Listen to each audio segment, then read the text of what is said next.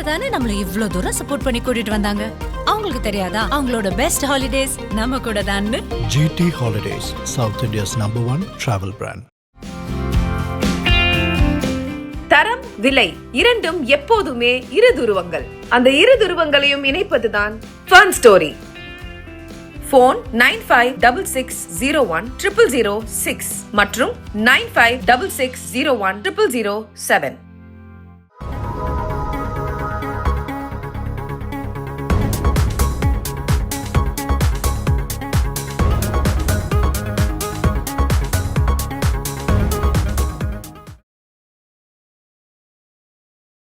Welcome to cinema this week. வணக்கம் sir. வணக்கம் sir. ஒரு 2 நாள் முன்னாடி சோஷியல் மீடியாவில் ஒரு ஃபோட்டோ வந்து பயங்கரமாக ட்ரெண்ட் ஆச்சு சார். அதாவது என்னென்னா, டிசி படத்துக்கு ப்ரீவியூ ஷோ போட்டிருக்காங்க. டேரக்டர்ஸ் எல்லாருமே அங்கே வந்து அவெஞ்சர் அசம்பிள் அப்படிங்கிற மாதிரி அங்கே அசம்பிள் ஆகிட்டாங்க. டிசி படத்துக்கு பார்த்தீங்கன்னா அருண் மாதேஸ்வரன் டேரக்டர், லோகேஷ் கனகராஜ் புதுசாக படம் பண்ணியிருக்காரு, ஹீரோவாக அறிமுகமாகிறார் அப்படிங்கிற விஷயம் வந்து டேரக்டர்ஸ் எல்லாருமே ஓகே, நம்ம பையன் ஒருத்தர் வந்து ஹீரோவாக பண்ணியிருக்காப்பலப்பா, நம்ம வந்து போய் சப்போர்ட் பண்ணுவாங்கிற மாதிரி ஆல்மோஸ்ட் கேஎஸ் ரவிக்குமார் சார்லேருந்து கென் வரைக்கும் போயிட்டு அதை அட்டன் பண்ணியிருக்காங்க. அது பார்த்தீங்கன்னா பார்க்கவே ஒரு ஹெல்த்தியான விஷயமா இருந்தது. நீங்கள் அதை பார்த்தீங்களா? பார்த்தேன். இதில் என்ன யூஸ்வலாக ப்ரீமியரில் என்ன பண்ணுவாங்கன்னா, சினிமா இண்டஸ்ட்ரியில் உள்ள முக்கியமானவங்களெல்லாம் போடுவாங்க. இந்த ஷோவில் என்ன பெரிய சிறப்புன்னா, அந்த ஷோ பூரா மொத்தம் இயக்குனர்கள் தான். ஆமாம் சார். ஒரு இயக்குனர் கதாநாயகனாக அறிமுகமாகிறாரு. ஆமாம், அதை வந்து கொண்டாடலாம் அப்படின்ற எண்ணத்தில் தான் கூப்பிட்டுருப்பார் அப்படின்னு நினைக்கிறேன். இந்த போட்டோவே இவ்வளோ பரபரப்பாச்சு. அதுக்கப்புறம் நைட்டு வந்து ஒரு பிரமாதமான பார்ட்டி நடந்தது. அந்த போட்டோவையும் போட்டிருந்தாங்கன்னா அது இன்னும் இது மாதிரி டபுள் மடங்கு பரபரப்பாக இருக்கும். இத்தனை இயக்குனர் ரொம்ப நாள் கழித்து சந்தித்து பேசுவது, படம் பார்க்குறதுன்ற ஓகே, இன்னும் ஒரு 2 மணி நேரம் படத்தை பார்க்குறோம், வெளில வரும்போது கை குலுக்கி ரொம்ப நல்லா இருக்குது அப்படின்னு சொல்லிட்டு போகிறது. இவங்களாம் பேசிக்கிறதுக்கே வாய்ப்பு அதிகமாக கிடைக்கல. ஆனால் இந்த டேரக்டர்லாம் சேர்ந்து கலந்துரையாடுறதுக்கு ஒரு வாய்ப்பு வந்து அன்றைக்கி இரவு அரேஞ்ச் பண்ணியிருந்தாங்க. அந்த இரவை பொறுத்த வரைக்கும் நம்ம யூஸ்வலாக மிஷ்கின்னு சொல்லுவார் இல்லையா, அது மாதிரி பன்னீர் சோடா நைட்டாக அமைஞ்சது இது. இந்த இடத்துல டிசி படத்தை பற்றியும் முக்கியமான ஒரு விஷயத்த சொல்லணும் அப்படின்னு நினைக்கிறேன். ஆர்கே செல்வமணி வந்து அந்த ப்ரீவியில் படம் பார்த்தார். அவரை பார்த்து நான் மறுநாள் வந்து ஃபோன் பண்ணி எப்படி இருக்குது படம் அப்படின்னு கேட்டேன். எக்ஸ்ட்ரானரியாக இருக்குது சார், படம் ரொம்ப பிரமாதமாக இருக்குது, இந்த நாட்டம் ரொம்ப நல்லா இருக்குது, லோகேஷ் கனகராஜ் அசால்ட்டாக ரொம்ப பிரமாதமாக நடிச்சிருக்காரு, நிச்சயமாக ஒரு ஹீரோ வந்து தமிழ் சினிமாவுக்கு வந்துட்டார் அப்படின்ற மாதிரி பாராட்டினார். இந்த படத்தை பொறுத்த வரைக்கும் வியாபாரத்துலேயும் பார்த்தா ஒரு மைல்கல்லாக தான் இருந்திருக்கு இந்த படத்தினுடைய வியாபாரம். இந்த படத்தினுடைய கர்நாடகா உரிமைகள் வந்து ஏறக்குறைய 2.25 கோடி ரூபாய்க்கு விற்றுருக்காங்க. 2.25 கோடி ரூபான்றது கூட பல பேருக்கு கம்மியாக கூட தெரியலாம். ஆனால் வியாபாரத்தை ஒப்பிட்டு பார்த்தா தான் தெரியும். 2.25 கோடி ரூபா அப்படின்றது சாதாரணமாக விஷால் படங்கள் இருக்க அந்த படங்கள் கர்நாடகா விற்கிற விலை மாதிரி 3 மடங்கு, விஜய் சேதுபதி படங்கள் விற்கிற மாதிரி 2 மடங்கு. அப்போ ஒரு அறிமுக படத்திலேயே வந்து லோகேஷ் கனகராஜ் வந்து இந்த அளவு தன்னை எஸ்டாப்ளிஷ் பண்ணியிருக்கிறது வந்து நிஜமாகவே பெரிய விஷயம். லோகேஷ் கனகராஜ் வந்து எப்படிப்பட்ட ஒரு டேரக்டர் அப்படின்னு எல்லாருக்கும் நல்லா தெரியும். அவர் படத்தில் பிரதான அம்சம் வகிக்கக்கூடியது ஒரு பக்கம் துப்பாக்கி, இன்னொரு பக்கம் கத்தி. அதே மாதிரி தான் அருண் மாதேஸ்வரன், அவரும் ஒரு மாடர்ன் கருப்பு தான், கையில் ஒரு அறிவாளோடு இருக்கக்கூடிய டேரக்டர் தான். இவங்க 2 பேரும் சேர்ந்து படம் பண்ணும்போது எப்படி இருக்கும், ரத்தம் தெரிக்கிற படமாக இருக்கும், படம் பூரா செக்கச்சவேன் தான் இருக்குது. அதனால் என்னாச்சுன்னா இது லேடிஸ் ஆடியன்ஸ் வரத்துக்கு வந்து ஒரு வாய்ப்பு கம்மியாகிடுச்சு. இது தாண்டி படத்துக்கு வேறு ஏ சர்டிஃபிகேட் கொடுத்தாங்க. அதனால் ஃபேமிலி ஆடியன்ஸ் பெருசாக வரத்துக்கு வாய்ப்பு இல்லாமல் போச்சு. இதனால் ஸ்டாண்டலோன் தியேட்டர்ஸில் இந்த படத்துக்கு கொஞ்சம் வரவேற்பு கம்மியாக இருக்குது. ஆனால் மல்டிப்ளெக்ஸில் எல்லாம் மிகப்பெரிய வரவேற்பு இந்த படம் பெற்றிருக்கு. அது என்னன்னா, அடுத்த வாரம் ஒரு பக்கம் விஸ்வநாதன் அண்ட் சன்ஸ், இன்னொரு பக்கம் விஷாலுடைய மகுடம், 2 படமும் வருது. அந்த 2 படத்துக்கு நடுவில் வராமல் இருந்தால் இந்த படத்துடைய கலெக்ஷன் இன்னுமே கூட நல்லா இருந்ததுக்கு வாய்ப்பு இருக்குது. இனிமே ஒரு புது அறிமுகம் அப்படின்ற முறையில் லோகேஷ் கனகராஜ் வந்து ஒரு வெற்றி கொடியை நாட்டி விட்டார் அப்படின்னு தான் சொல்லணும். இந்த கண்டிப்பாக சார். இன்னொருத்தரை பற்றி நம்ம பேசி ஆகணும். அனிருத்தோட மியூசிக்குமே பார்த்தீங்கன்னா ரொம்ப சூப்பராக பேசப்பட்டிருக்கு. அதாவது அனிருத் தான் ஃபஸ்ட்டு ஹீரோ அப்படிங்கிற மாதிரி எல்லாருமே சொல்கிறாங்க.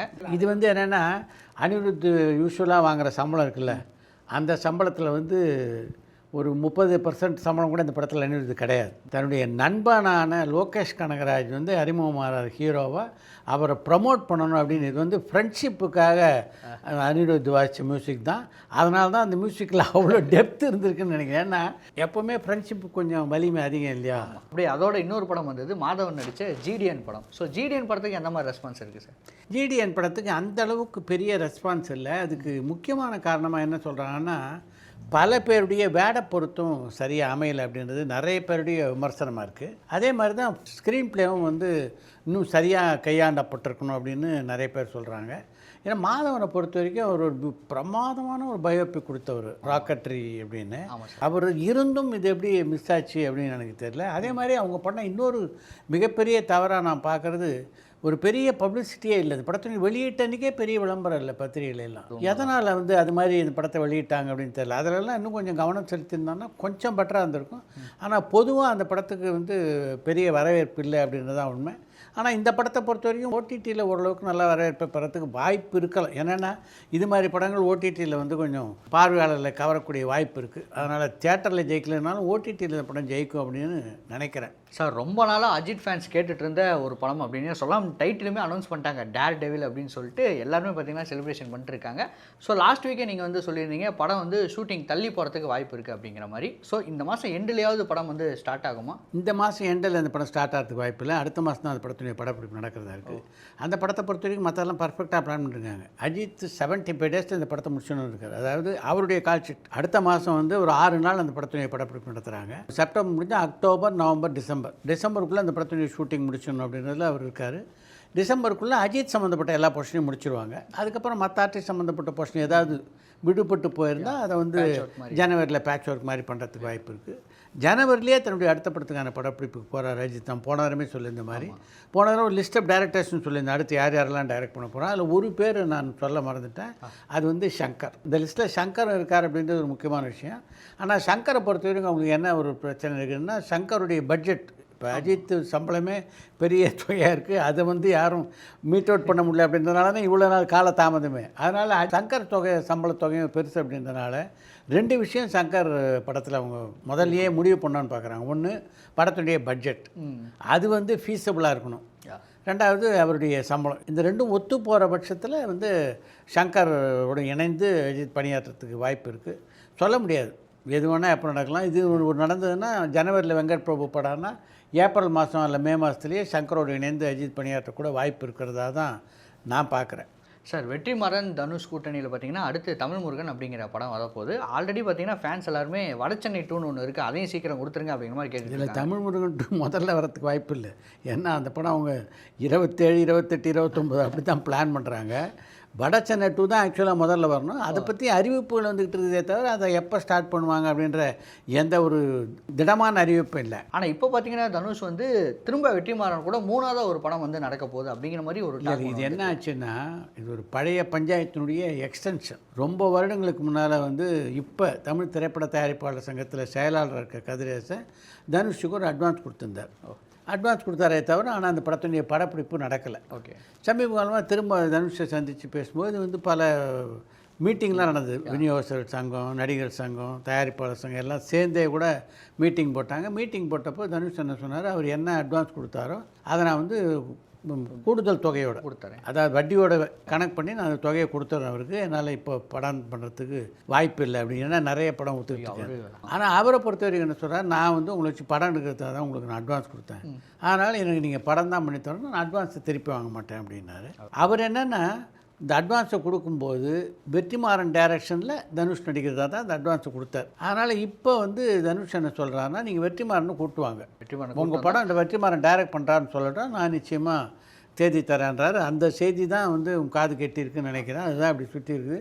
இது வந்து அப்படி நடந்ததுன்னா அவர் வெற்றிமாறனோட பணியாற்றுகின்ற 3ஆவது படமாகவும், ஏற்கனவே அவர் ஒத்துக்கிட்டு இருக்காருல படம், அந்த ஒரு 6 படம் சேர்ந்தால் இது 9ஆவது படமாகவும் அமைய வாய்ப்பு இருக்குது அப்படின்னு நினைக்கிறேன். இன்னும் வெற்றிமாறனை பற்றி இப்போ சொல்லி ஆகணும் முக்கியமான விஷயம். ஏன்னா நம்ம அரசன் படத்தை பற்றி போன தடவை கூட சொன்னோம்.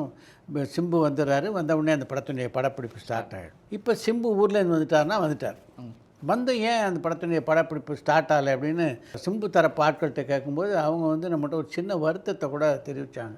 என்ன சார், நாங்கள் ஏதோ திட்டமிட்டு பிளான்லாம் பண்ணுறதில்ல, தனுஷ் வந்து பக்காவாக பிளான் பண்ணி அடுத்தடுத்து படம் பண்ணுறாரு, விஜய் சேதுபதி பண்ணுறாருலாம் சொல்கிறீங்க, நாங்கள் திட்டமிட்டெல்லாம் பண்ணுறோம், ஆனால் மற்றவங்க கோஆப்ரேட் பண்ணால் தானே நாங்கள் திட்டமிட்டபடி போக முடியும். யோசிச்சு பாருங்கள், வெற்றிமாறன் படத்தை முடித்தோடனே நாங்கள் அஸ்வத் மாரிமுத்து டைரக்ஷனில் ஏஜிஎஸ்க்கு படம் பண்ணுறதா இருந்தோம். அஸ்வத் மாரிமுத்து ரஜினிகாந்த் படத்தை டைரக்ட் பண்ண போயிட்டார். இதுக்கு நாங்கள் என்ன பண்ண முடியும்? அதே மாதிரி வெற்றிமாறனுடைய படம்னு நினச்சிக்கங்க. வெற்றிமாறன் நாங்கள் எத்தனை நாளாக காட்சி கொடுத்துட்ருக்கோம். இது நடுவில் அவர் ஒரு படத்தை ஆரம்பிச்சிட்டாரு, ராஜன் வைரான். அவருக்கு சின்ன சின்ன பிரச்சனைகள் இருக்குது. அவர் தானுக்கிட்ட வாங்கினது ஒரு மிகப்பெரிய தொகை. அந்த தொகைக்கு வந்து அவர் ஏதாவது ஒரு செய்தாக வேண்டிய ஒரு கட்டாயம் அவருக்கு இருக்குது, அதனால் இந்த படத்தை முடிச்சுட்டு வந்துடுறாரு. சிம்பு அதை ஒத்துக்காமல் இருந்து இல்லை என்னால் முடியாது, நீ என் படத்தை முடிச்சுட்டு அந்த படத்துக்கு போங்கன்னு சொல்லியிருந்தால் கதை வேறு. ஆனால் சிம்பு பொறுத்த வரைக்கும் அவர் மனிதாபிமானம் மிக்கவர், அதனால் இந்த படத்தை முடிச்சாருன்னா அவருடைய பிரச்சனைகள்லாம் தெரியும் அப்படின்னாரு. இப்போ ராஜன் வகைரா ஷூட்டிங்கில் தான் வந்து அவர் முழு கவனம் செலுத்திக்கிட்டு இருக்காரு. இந்த படத்தினுடைய படப்பிடிப்புக்கு வரல. நாங்கள் வந்து ஒரு 10 நாளாக சும்மா தான் உட்காந்துருக்கோம் சென்னையில். போன மாதம் இறுதியிலே ஆரம்பிக்க வேண்டிய படப்பிடிப்பு 1ஆம் தேதி ஆரம்பிக்கலாம்னா 2ஆம் தேதி இது வரைக்கும் ஆரம்பிக்கல. இப்போ வந்து 10ஆம் தேதிக்கு மேலே அந்த படத்தினுடைய படப்பிடிப்பை ஸ்டார்ட் பண்ணலான்றாங்க. அதுக்காக நாங்கள் வெயிட் பண்ணுறோம். இந்த படத்தினுடைய படப்பிடிப்பு முடிஞ்ச உடனே பார்த்தீங்கன்னா கீர்த்தீஸ்வரனுடைய டைரக்ஷனில் நவம்பர் மாதம் நிச்சயமாக நாங்கள் ஷூட்டிங் போகிறோம். நாங்கள் திட்டமிடாமலாம் இல்லை, திட்டமிட்டுகிட்டே தான் இருக்கோம். ஆனால் சில நேரத்தில் திட்டங்கள் சரியாக நடக்க மாட்டேங்குது அப்படின்னாரு. அவருடைய நியாயமும் சரியாக தான் இருக்குது. ஆமாம் சார். இப்போ நெக்ஸ்ட் வீக் பார்த்தீங்கன்னா விஸ்வநாதன் சென்ஸ் வருது, அப்புறம் மகுடம் வருது அப்படின்னு சொன்னீங்களே. இன்னொரு படமே ஒன்று வருது சார். என்னென்னா நம்ம கவின் இருக்கார் இல்லையா, அவரோட படம் நயன்தாரா மேம் அவங்க நடிச்சிருக்காங்க. ஹாய் படம் வருது இல்லையா, அந்த படத்தை நீங்கள் அந்த படம் வருவதாக இருந்த படம் இப்போ அந்த படத்தை வந்து தள்ளி வச்சுட்டாங்க. 28ஆம் தேதி தான் அந்த படம் வரப்போகுது. அந்த படத்தை பொறுத்த வரைக்கும் இந்த தேதி மாற்றத்தை முதல்லயே அவங்க பண்ணியிருக்க அப்படின்னு. ஏன்னா ஏற்கனவே வந்து ஜனநாயகம் திரைப்படம் ஓடிக்கிட்டு இருக்கு. அதுவும் அடுத்த வாரம் வரைக்கும் எக்ஸ்டெண்ட் ஆகிறதுக்கு வாய்ப்பு இருக்குது. அதுக்கு அடுத்த வாரமும் தியேட்டர் எண்ணிக்கை குறையலாமே தவிர கொஞ்சம் ஸ்க்ரீன்ஸில் அந்த படம் ஓடும். ஆமாம், நிச்சயம். அதுக்கப்புறம் இந்த பக்கம் பார்த்தோம்னா இப்போ டிசி போயிட்டு இந்த டிசி திரைப்படம் ஒரு பக்கம் ஓடும். இது எல்லாத்தையும் தாண்டி இப்போ மகுடம் விஸ்வநாதன் சென்ஸே எல்லோரும் என்ன சொல்கிறாங்கன்னா, கருப்பு திரைப்படம் ஒரு மிகப்பெரிய வெற்றி படம் அமைஞ்சதுனால நிஜமாக எல்லா தியேட்டர்காரங்களும் வந்து ஃபஸ்ட்டு ப்ரிஃபரன்ஸ் இது கொடுப்பாங்கன்னா விஸ்வநாதன் சென்ஸுக்கு வந்து டெஃபினட்டாக கொடுப்பாங்க. அதனால் விஸ்வநாதன் சென்ஸ் படம் ஒன்று இருக்குது. அதுக்கப்புறம் மகுடம் ரொம்ப நாளை கழிச்சு வந்து ஆக்ஷன் ஹீரோ வந்து வராரு விஷால். அதனால் அந்த படத்துக்கு ஒரு எதிர்பார்ப்பு இருக்குது. இந்த 2 படம் இருக்கும்போது இந்த படத்தினுடைய ரிலீஸ் டேட்டை முதல்ல பிளான் பண்ணதே தப்பு.